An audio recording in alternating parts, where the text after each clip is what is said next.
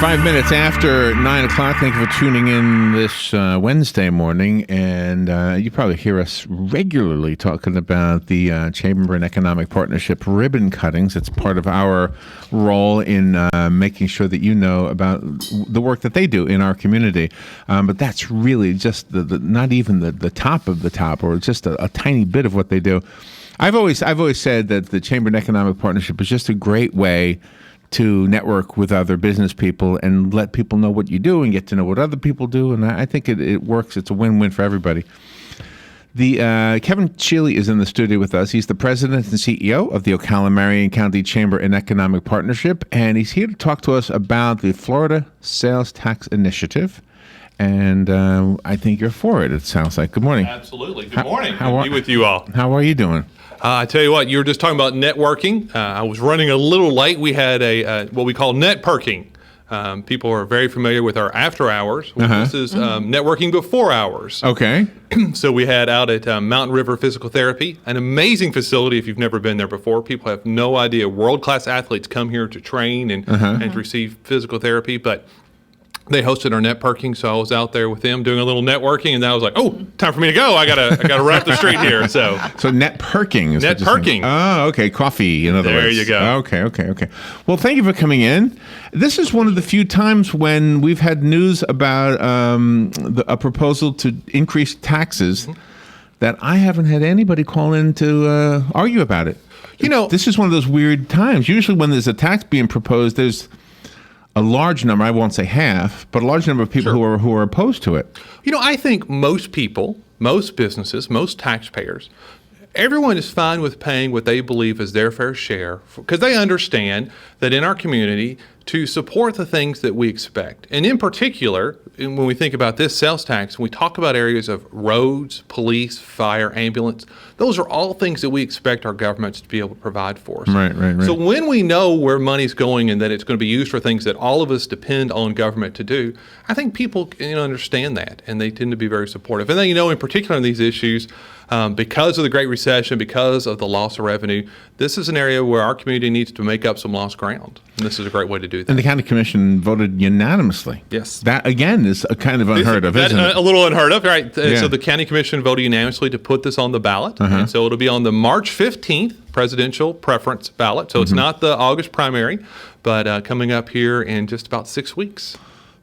I don't even want to know. I don't even understand the difference between the preference and the primary. I don't either. I'm glad. I'm glad you don't. I'm the new guy. So, I've been here 3 years. So I was like, oh, that's what we call it. Okay, good. Preference, and then there's a primary later on, right? Right. And so I think that the key is it's a primary. But the primary is actually in August, right? In August, right. So the primary for all of our local, we have a number of local officials that are up. It'll be on the primary in August. But this will just be, to my knowledge, the only items on the ballot will be the presidential primary and the ballot issue. Okay, so talk to us as if we never heard anything about this. What is this tax for? How much is it going to be? Does it have a sunset? Key thing. So important to know, in Florida, communities do have the opportunity to levy a local option sales tax. But to do so, there's a couple of key aspects to that. Number one, it has to be approved by the voters. So the county commission or city council couldn't do this unilaterally. The voters have to agree to do this. It has to be for a specific rate. In this case, it's 1%. It has to be for a specific period of time. So this would be 4 years. It would begin January 1 of 2017, and it would run through December 31st of 2020. And it has to be for a specific purpose. In this case, it's transportation and public safety capital investment. And we can't use it for soft costs. It has to be for hard costs. So building roads, buying equipment, those type of things. So the first question that would come to mind is, what do you do after 4 years? So here's the important thing. Let's talk about why we need to do this. And then we can talk about what we do after 4 years. Okay. Because can I just interject why I wanted to ask that first? Because it sounds to me like it's a good thing to support transportation, to fix the roads. And I would hate to think that 4 years from now, things are going to fall apart again. Right. Well, I think we have to think, how did things get in this position? I mean, we can go back and look at not too long ago where our county fire department had something like $20 million in reserves. There was a lot of money coming in for transportation. what changed? I mean, that's almost completely flipped. Can I ask you to define transportation? We talk about the Suntran? No, transportation. This is it is roads, anything related to roads. So Okay. it's both repairing roads. Okay, so it's not Suntran. It's not. It could be Suntran, but everything that's identified in this project right now are physical road projects. Okay. So it's either repairing roads or capacity, adding lanes, or being able to build new roads. Okay. So part of what happened in the Great Recession, and this number, I wasn't here, so this number astounds me. In 2008, the assessed value of property in Marion County was $22.3 billion. It's a big number. And that's what we get our property tax revenue, which pays for so many of these things. But then the Great Recession happened. In 2014, the assessed property values in our community was down to $13 billion. Okay. We lost 40% of our assessed value in a few years. So the county but the millage rate, the tax rate stayed the same. It's kept the same, almost exactly the same throughout that period. But obviously, you're bringing in less money. So think about it your own home. If something happens and you have less revenue, you cut back, you hold off. Maybe you need a new roof, but you hold off a little longer. Maybe you need to do something on the car, but you hold off. Well, but at some point you've got to repair those things. And we've come to the point where we have to repair those. And so just in transportation maintenance, we have a $10 million backlog. We need a bridge to get us caught up on so many of these things that we've put off, that we had to put off because of the economy. Do we have places you can bring to mind? Like, is there a road or a bridge that is so bad everybody's complaining about it? You know what? I'll just tell you, on my way here, I took the 10th Street overpass, and I watched as everyone was swerving around a giant pothole that's opened up on that overpass. There you go. That's an example. Okay. I'd like to say that's the reason I was a little bit late. I can't claim that. But, I think we've got a lot of those issues. Okay. So this is a sales tax. This is a sales tax. Which means that not only people who live here, but people who travel through here. Absolutely. And that, to me, is one of the best things about it. Yeah, I think so, too. So this is a great week. Coach Golf Classic is going on. Very excited to have the LPGA in town. Good things. Yeah. A lot of people coming in. Are those folks using our roads while they're here? Of course. Of course. Are they going to depend on our ambulances if they need it? Sure. How about our sheriff's department, our fire department? Are they paying for any of those services? So does this increase the wages of our firefighters and police officers? So what it does is it allows the county to take money that they would have budgeted from their general revenue for equipment or new fire stations or road maintenance, and that's now going to be paid for out of this fund. Well, if something I was going to pay for on my left hand is now coming on my right hand, I have money that can be used to put more money into wages to help address that. So it does allow us to tackle both issues at the same time. Our hope is that at the end of 4 years, your question originally was, what happens in 4 years? Right. We're seeing property values come back. We're seeing new construction again. We're seeing a lot of these things that are so important. That at the end of that 4 year period of time, we will have taken care of the backlog of all the property things taxes will take the place of the sales tax. Right. And here's the great thing about the sale. If we look at it and the community says, we think we need to invest. We want to continue to invest in roads. We can always have the people can always choose to vote again. But this sales tax will sunset on December 31st, 2020. So when you're talking about all county residents, you're also talking about the cities of Bellevue, Dunellen, Ocala. You're Absolutely. not leaving any city out that lives within the county. Everyone in the county would pay the 1%. There's on purchases up to $5,000. Local option stops after that. Really? Mm-hmm. Oh, wow. So that way, if you're buying a car, okay. You're not getting that hit. I mean, for those. So it's still 6%. So 5,001 up till whatever, it's 6%. Right. Oh, that's interesting. And so I think that makes sense. The average household in Marion County, this will cost them about $100 a year. Let me take a break and we'll come back. If you have any questions, by the way, you're invited to call. The number is 622-9622. Kevin Sheilly is here explaining to us about the Florida Sales Tax Initiative. If it passes by us, the voters, then everybody will be paying an extra penny for 4 years on everything we buy in this county, right? Whether Makes they're sense. visiting or living here. We'll take a break and be right back. The weather is brought to you by myfwc.com. Safe boating is no accident. We'll see times of clouds and sun this Wednesday, a very warm afternoon high of 78 to 82. Mostly cloudy and balmy Wednesday night with a shower or thunderstorm after midnight, low 63 to 67. Thursday, mostly cloudy with a couple of showers and a thunderstorm crossing the area, highs in the 70s. For Friday, sunshine returns breezy and cool to the high 62 to 66. From the Florida Weather Center, I'm Joe Lundberg. Hi, I'm Seth with AA Lock, Dock, and Security. Have you ever thought about the locks or security on your house or business? Have you ever wondered why the keys to your new car cost so much? Well, at AA Lock, Dock, and Security, we can help with securing your valuables. We can even replace those expensive transponder keys. We can give you the knowledge that no one else will. Call AA Lock, Dock, and Security at 867-1965. That's 867-1965. Your weekends are getting a little retool. Swear to God, not making a joke. Check this out. New shows? Check. Some new talent? Check. Let's welcome the guys. Let's get it going. Arnie Spanier. Unbelievable. TJ Reeves. This is what you get. Your weekends are on fire. Because that's how exotic it is.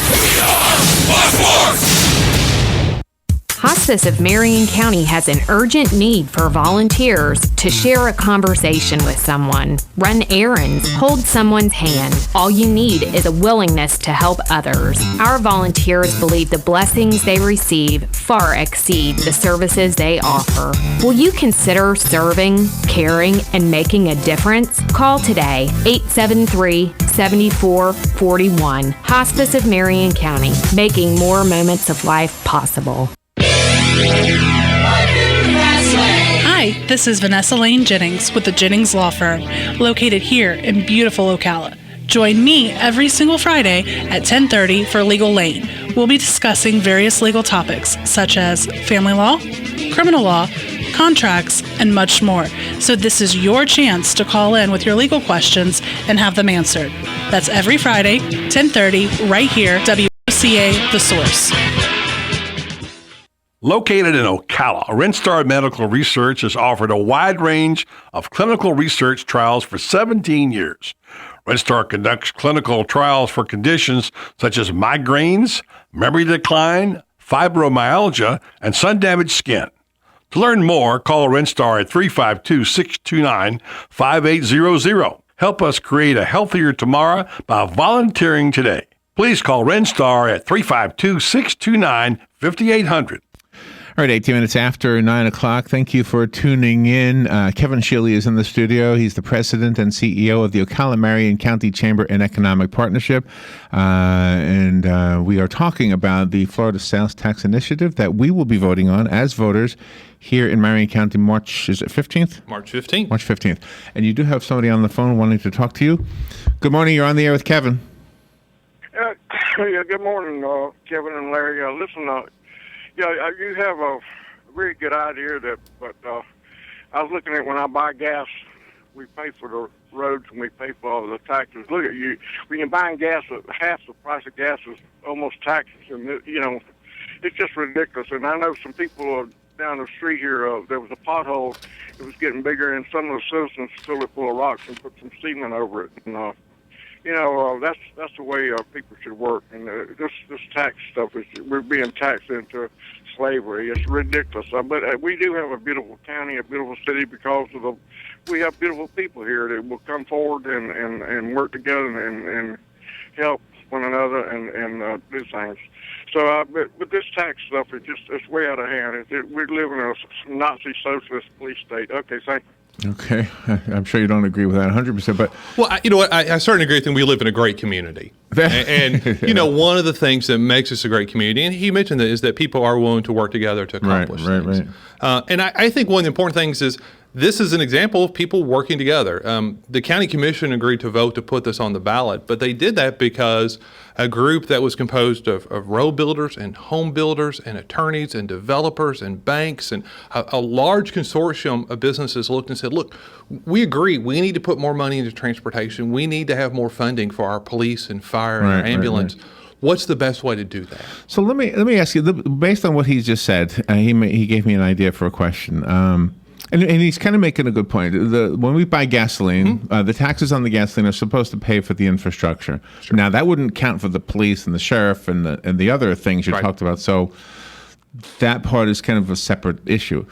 But are we spending that money wisely? In other words, the money we already pay for gasoline, is that money is there some way to know that that's Sure. being spent correctly? Sure. Now, understand with that tax, with the gas tax, portion of that goes to the state, portion of it comes back to the county. And someone said, why don't we just raise the gas tax? Well, statutorily we can't. It's maxed out. Again, there are some limits on how that money is used. But the other part is, it doesn't really matter how much gasoline is. It's a set amount. So it's not a percentage. So if gas is at $2, it's still the same amount if gas is at $1. So it's not a percentage. So does the sales tax apply to gasoline? it does not. Oh, it does not. Okay. It does not. Okay, so that was a good answer. Let me take another phone call. Good morning. Thank you, Kevin. Good morning. You're on the air with Kevin Sheilly. Yes, good morning. Has the commission ever thought about casinos? We know of several people that are constantly going down to Pinellas County, Tampa Bay area, or all the way down to Fort Lauderdale, Miami for gambling and spending all their money down there. Has there ever been any consideration of maybe establishing some kind of a casino situation in Marion County? Okay. Sure. I'm probably not the best person to answer this, someone for the commission, but my understanding is actually where we have casinos is tied to state legislation, and I think we're limited here because it is at this point in time still tied to racing. Yeah, and I think this is an easier way to fix the problem. Casinos would take a whole lot of... Right. I mean, there's lots of other, without going into all the other issues, but I don't know, quite frankly, under current Florida statute that you could establish a casino in Marion County without going into the other issues. I just wanted you to talk about the numbers. Sure. Can we talk about absolutely what difference this will make? Here's the important thing. Let's think about how much money. Over 4 years, the very conservative estimate is that this sales tax will generate more than $166 million. That's a lot of money. That can address a lot of these issues that we have. Now, part of that, per state statute, a pro rata share will go to each of the 5 incorporated areas. So Bellevue, Dunellen, Ocala, Reddick, and McIntosh will each get their share. But they have to use those funds on the same type of projects. It has to be used on transportation infrastructure or public safety. And so they're going to have to spend the money in the exact same way. You have a very comprehensive booklet online. We do. We would really encourage people go to voteyes2016.com. You can see that all the information there. We'll be putting up additional information about what projects, sample projects. I want to be very clear. This is not all the projects that the counties or the cities will be doing, but you can start seeing, that's a road that I use. I'm glad to see that they're going to repave that. Or, man, this area is really congested. I'm glad to see they're going to be able to add a lane here. Or here's some of the equipment that we're going to be able to add. Once in a while, somebody will call and ask this question, and I never know what the answer is. They live on a dirt road. There's a block down from them. It's paved, and everything they do to pave it, to pave their portion of the road, is never addressed. In fact, I know of a road in Bellevue this applies to. Yes. And it never gets paved. Do they have to pay for it? That's what they tell me. They say, we're told that we have to be the ones who pay to pave our road. There's only 2 people living on this particular road. So what the county has done on residential roads is you would have to establish a MTSU. So basically the people who use the road pay for the road. And what does MTSU mean? I would love to tell you that I can remember what the initials stand for, but basically you're going to pay a surcharge. That's going to cover the cost. So whatever the cost is, you're going to pay the surcharge over a period of years. It's going to cover that cost. That's how the county approaches. Obviously, in the different cities, it's different. Right. But that is the county's approach for residential roads. So this includes the subdivisions, like on top of the world and all that, or are they separate? So generally, what happens on top, those are developers are funding or putting. Okay, so that's all paid for by the people who live there. Okay, so we're talking about the roads, like you said, on 10th Street, the public roads that are not in a community or not in a subdivision. Right. Okay. And generally what happens in those developments, the expectation is the developer puts in the roads. Usually what happens is the developer in a subdivision will put in roads. They're built to either the city or county specs, and then they deed those roads over to the city or county. If I remember right, the Star Banner had an article, and I believe the chief of police and the sheriff all had kind of their wish list, hoping that keeping their fingers crossed that the voters go for this. Absolutely. And some of it is for cars, and some of it is for salaries. Is that right? So this tax can only be used for equipment. physical capital investment. Okay, so but this obviously, the piece of that is if we're moving money out of general fund, we don't have to spend general fund dollars on equipment. Okay. Then we have those money available to address some of the wage issues. So some of the ideas, some of the things that the county fire and sheriff's office and ambulance have talked about for fire rescue, a new fire station at Rolling Greens. Obviously, they need to replace some ambulances. We need to replace at least 11 ambulances immediately. Ladder trucks, all those type of things. For public safety, one of the big issues is we need a backup communication center. What happens if there's a storm, a hurricane, and it takes out our primary communication center? We have no way for all of our first responders to I didn't communicate. know So that. we need that backup communication center. Sheriff's office, obviously vehicle replacement, bulletproof vest, some of those things. One of the items that caught my attention, I said, I need more information on this, is we need a new helicopter for the sheriff's office.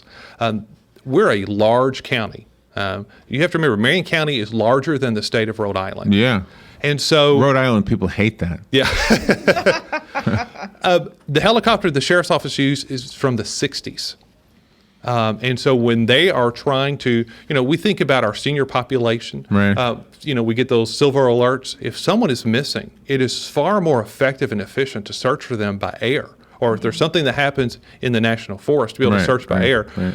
One helicopter can cover that in a fraction of the time of what 10 deputies could cover. And so that's really important. But this is a helicopter from the 60s. It's older than I am. How much does a helicopter cost? They're not cheap. Yeah, I was going to say this. What'd you say? 144 million? 166 million. Okay, that's. But a helicopter. I mean, that sounds like a helicopter would take a large portion of that. No. And more than likely, what they would do, my guess is, they would be able to get something from the military, as the military, they replace their items much more frequently. Okay. But I mean, my guess is you're probably looking at something more around the $1 million mark versus. Okay, all right. So are you able to go to the different groups and organizations to speak about this and lobby? We will talk to anybody who wants to hear about this, because we think it's really important. We think as people hear about it, generally what we find is, hey, I want to know that when I call 911 that an ambulance is going to be able to come. I want to know that when we drive down the road, we're not going to get lost in a pothole. I'm going to throw you a little bit of a curveball here because we've got 2 minutes and 15 seconds left, and we've got the camera on you, and people will share this video. So talk to the people and say what you want them to know, because they're going to share this. If you could give me like a minute or a minute Absolutely. And a half. This is an investment in the safety of our community. It's very simple. Do you want to pay more property taxes, more fire assessments, more fees, which will happen if we don't pass this tax? The county's got to address these issues. And if they do that, it's going to cost everyone a lot more than $100 per household. A sales tax is the best way to make sure that everyone has skin in the game to provide these services we all need. More importantly, it ensures that 30% of the revenue comes from people who don't live here but use our services. And we just encourage, vote yes March 15th. And give us that website again. Very easy. VoteYes2016.com. You can also find us on Facebook or on Twitter. Check those sites, follow us, like us, and we will make sure to share the latest information. Kevin, good to see you. Good to see you all. It's been a while since you've been in here. I wasn't even sure if we had met. It's been so long. Yeah. We'll have to do it more often. Yeah. Well, thank you for coming in and helping us understand this. And for the listeners, if you disagree with it, you certainly are welcome to express that. Well, not right now, obviously, because we're out of time. And the 2 calls we had today. Thank you for those 2 calls.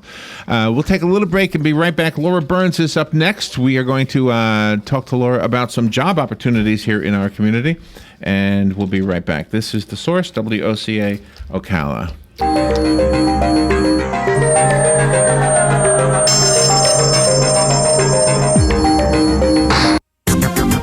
The weather is brought to you by myfwc.com. Safe boating is no accident. We'll see times of clouds and sun on this Wednesday, a very warm afternoon.